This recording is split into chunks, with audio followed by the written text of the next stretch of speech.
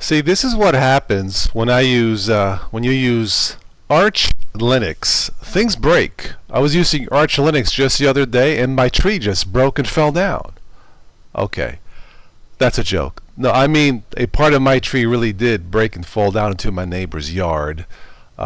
Luckily, no structural damage, just major cleanup, somewhat major cleanup. Called a friend of mine with the tree service. He came right away. Excellent service. It wasn't cheap, but anyway, a storm came by. This is what you see here. But yes, the joke was when you turn on the when you turn on the Arch useless repository, things break. But that joke is not too far from the truth. In case you don't know, if you use Arch or Arch-based and you turn on the AUR, attackers took over more than 400 packages. Is that all? I thought it was more than that. In the AUR this week and rewrote their scripts to install malware, basically. Now, I remember trying Arch or Arch-based. I think it was Manjaro. I think Manjaro Linux is still around, right? Someone had asked me, oh boy, this had to be 10 years ago, maybe not as long. I was asked to honestly give my opinion on installing Manjaro, a full install, in one of my ThinkPads, laptops, not a virtual box, virtual machine, but a full install, and I was asked my honest opinion. Now, if you are new to this channel, we usually focus on technology mixed in with entertainment. We talk some Linux, but this channel really was designed for the masses, for the Windows masses who want to try Linux and are lost and don't know where to get started, so you should start here. For the 1 billion something Windows users, if you have questions about Linux, I think this is the main channel to start with first, because I call it as I see it. Anyway, about 10 years ago, I installed Manjaro Arch-based on my machine. And if I recall correctly, everything was running smoothly until I enabled the AUR, the Arch user repository. And that's when everything fell apart. And I learned back then that the AUR is not as, vetted or quality controlled as not using the AUR. It's almost like the Wild West of Linux. Everything goes. So 10 years ago I called it this is really the arch useless repository because anything can break at any time. And I don't think I even mentioned malware. And here we are 10 years later, what was made fun of to me, calling this the arch useless repository, at least for Windows users. Maybe not for experienced Linux users. To be fair, here we are 10 years later. This thing really is useless if you turn on the AUR. It is useless for beginners to Linux. Now, if you have a spare machine and you are adventurous and you're new to Linux, I still don't recommend Arch-based. But if you're going to do it, do not turn on the AUR. You're just asking for potential trouble. And I think one of the major Linux distributions, KDE, is dropping Arch Linux altogether. I thought I read something recently. I think that's true. If that's wrong, someone correct me if I'm wrong. But when it comes to Linux, if you're curious about trying something new as a Windows user, absolutely you should. Linux can be a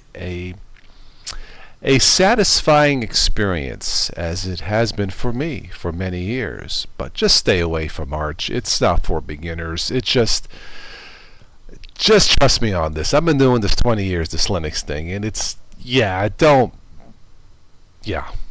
don't use Arch-based. Starting off, don't use Arch-based. All right. I took a look in the chat. There is nobody here.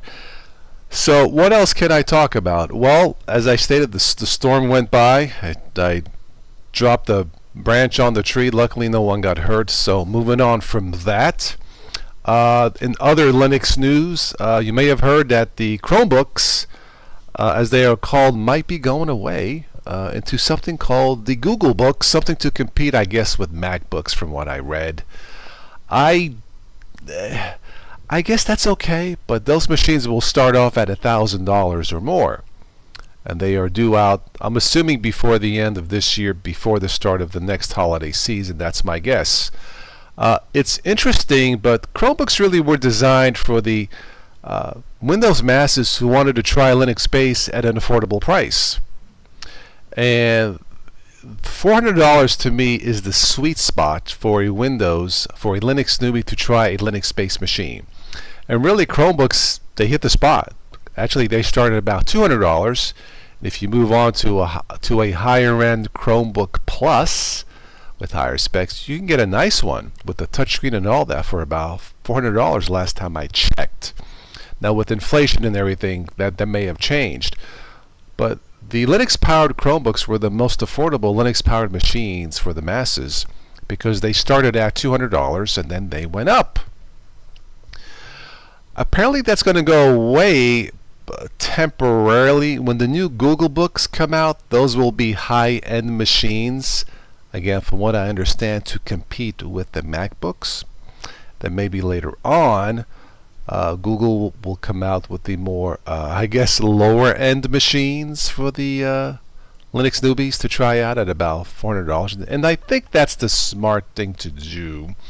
Now, for those of you who have never tried Linux-based, or maybe tried it in the past and it was a horrible experience for whatever reason, don't get discouraged. There are some good Linux-based systems out there to try. For tonight, I'm using Linux Mint on a machine from 2011. So yes, it is possible to turn your old potato, an older computer, into something that's useful with a form of Linux. In this case, it is called Linux Mint. And it's okay. Don't expect blazing speed. This machine wasn't designed for that. I mean, it is outdated. But with Linux, you can revive something that is completely outdated and make it quite useful for many years to come. Now, if you don't have time to tinker and all that, and you just want to buy something, affordable price, then maybe a Chromebook is for you. If you do have time, definitely try something called Linux Mint.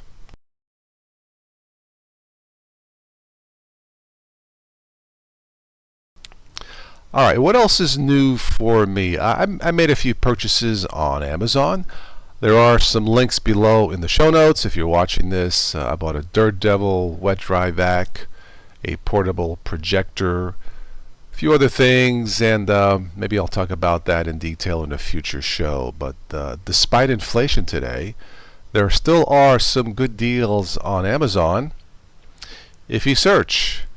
And everything I bought, I believe, was less than $100. And they seem to work fine. I use my spot clean and my Dirt Devil wet dry vac quite a bit recently to just pick up little spills here on the carpeting instead of breaking out the big, carpet steamer cleaner, which takes much longer time. But I believe I got the Dirt Devil for about $60. It's a small thing, but it actually works pretty good, so I'm very happy with that.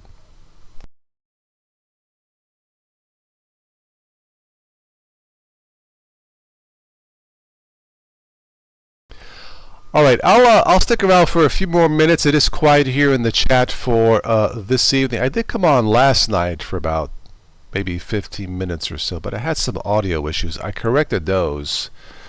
And tonight I think the audio is much better. I will find out once I stop recording this and play it back. But I think I got it right. What happened last night, I had the default audio input for the mic set at 100%, and it was a little bit too loud, a little bit saturated. Not good. By the way, the music intro is by a fantastic guitarist from the UK called Chris Standring. He's been doing this quite a long time. Really one of the world's finest jazz guitarists, or any guitarist for that matter. But check out Chris Standring. For those of you watching this, I have a link for him for that song below in the show notes. Again, check out Chris Standring.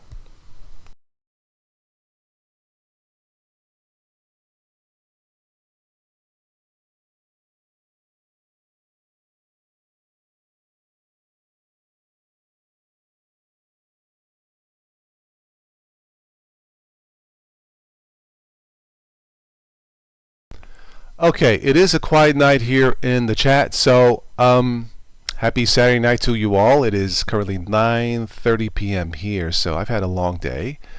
So I'm going to call it a night and maybe catch up on the news or maybe watch, what was I watching? I was watching History Channel, I think. World War II with Tom Hanks. Fascinating historical, well, reference to what started World War II and stuff like that. I've always liked Tom Hanks in his movies. Anyway, that's all I have for this evening. Once again, if you are thinking about trying Linux, probably stay away from Arch. What I predicted 10 years ago has come to fruition.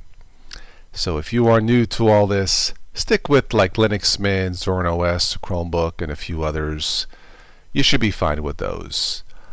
That's all I have for this one. I'll catch you on the next one. Buonanotte. Good evening.